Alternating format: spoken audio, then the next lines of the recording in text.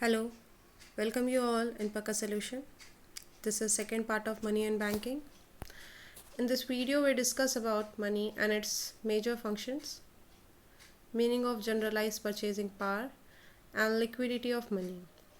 इस वीडियो में हम मनी और उसके मेजर फंक्शन के बारे में डिस्कस करेंगे, जनरलाइज्ड परचेजिंग पावर समझेंगे और लिक्विडिटी ऑफ मनी को भी समझेंगे. So let's start. Money is that which money does. Money वो है जो मनी का काम करे. ये स्टेटमेंट अपने आप में बहुत कुछ बता देता है कि मनी क्या है. This means that the term should be use to include anything which perform the function of money.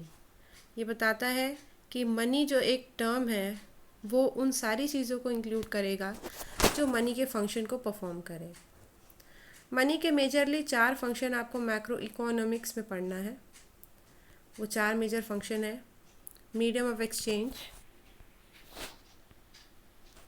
Measure of value, standard deferred payment and store of value.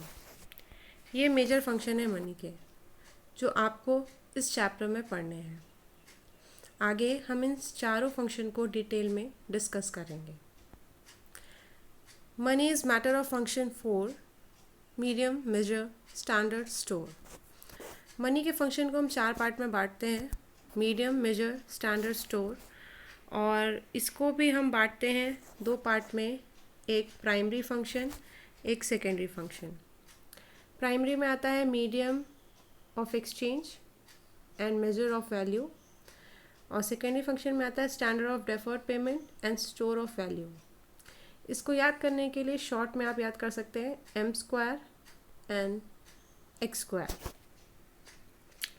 इससे आपको याद करने में आसानी हो जाएगी, और जब भी आप पेपर में याद करेंगे तो आप इस शॉर्ट फॉर्म से आपको पेपर में उस टाइम पे याद हो जाएगा. ये डायग्राम आप पेपर में बनाएंगे तो एक प्रेजेंटेशन, अच्छा प्रेजेंटेशन हो जाएगा जो कहीं ना कहीं आपको और भी मार्क्स गेन करने में हेल्प करेगा. सो पहला फंक्शन है मीडियम ऑफ एक्सचेंज. जैसा कि हमने बार्टर सिस्टम में पढ़ा था पिछली वीडियो में कि किसी भी सामान को अगर हमको एक्सचेंज करना है तो उसमें डबल कोइंसिडेंस ऑफ वांट होना ज़रूरी है. लेकिन ज़रूरी नहीं है कि आपकी वांट और दूसरे की वांट मैच करे, तो एक्सचेंज होने में प्रॉब्लम होती थी. यहाँ मनी ने उस प्रॉब्लम को सॉल्व कर दिया.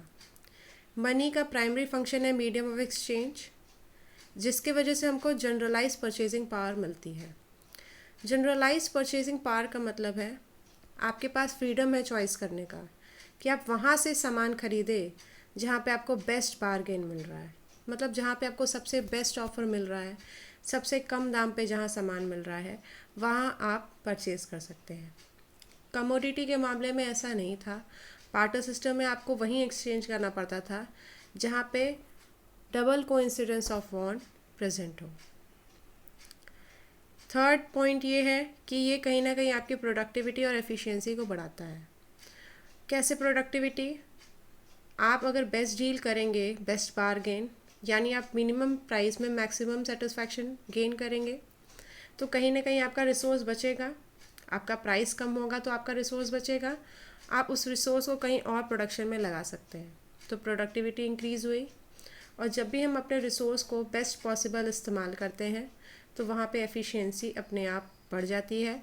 एफिशिएंसी का मतलब ही यही है, ऑप्टिमम यूटिलाइजेशन ऑफ रिसोर्सेज. दूसरा फंक्शन है मेजर ऑफ वैल्यू.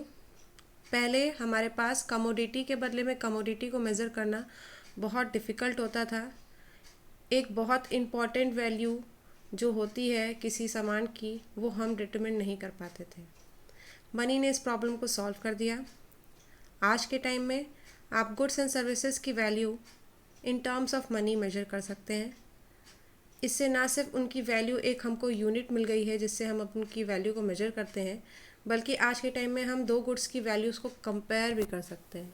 इसने कहीं ना कहीं कंपेरेबिलिटी की जो नीड थी उसको भी पूरा किया है.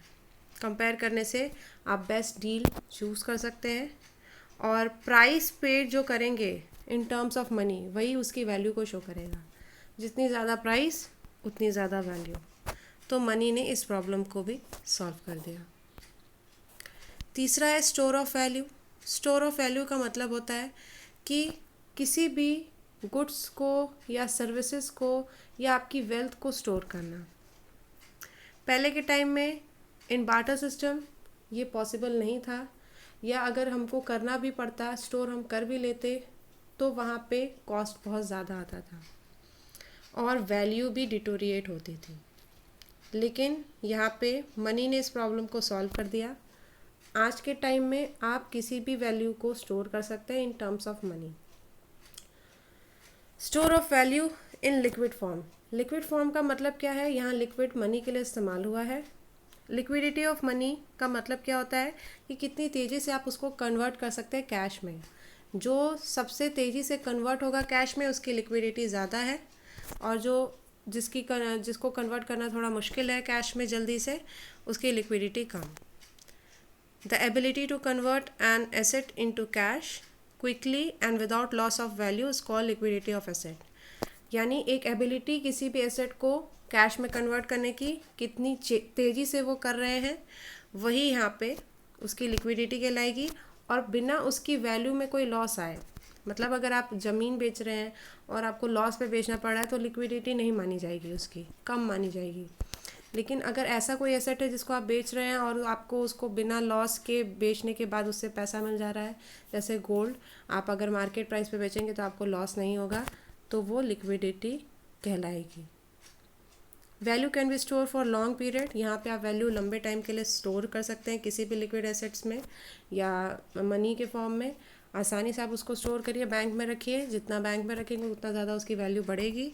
तो कहीं ना कहीं स्टोरेज की जो प्रॉब्लम थी, वेल्थ की, जो हम अपने वेल्थ को अगर स्टोर करना चाहते हैं तो आज मनी ने उसको सॉल्व कर दी। Standard of deferred payment. Deferred payment का मतलब होता है फ्यूचर पेमेंट। फ्यूचर में कैसे आप पेमेंट करेंगे। पहले कॉन्ट्रैक्ट करना बहुत मुश्किल होता था, सामान के बेसिस पे कॉन्ट्रैक्ट करना बहुत ही डिफ़िकल्ट काम है।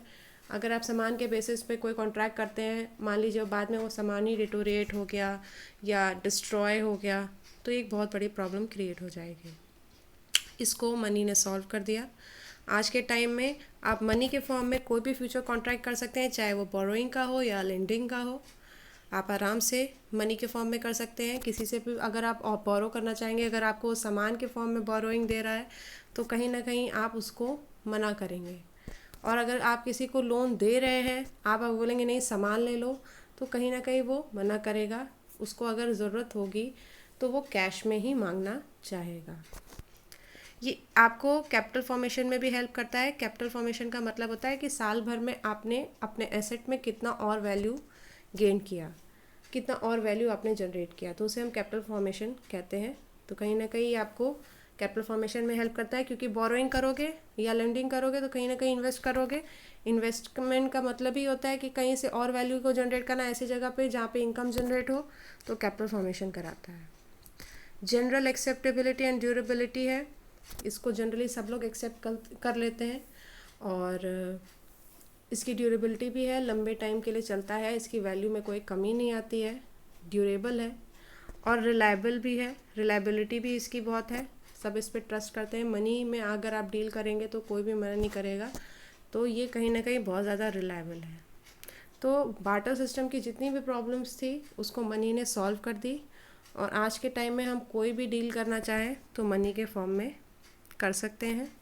और इसने ना सिर्फ बार्टर सिस्टम की प्रॉब्लम को सॉल्व किया, बल्कि इकोनॉमी की भी कई सारी प्रॉब्लम्स को इसने सॉल्व कर दिया। तो ये आज का वीडियो। अगले वीडियो में हम मनी सप्लाई और कमर्शियल बैंक के फंक्शंस को समझेंगे।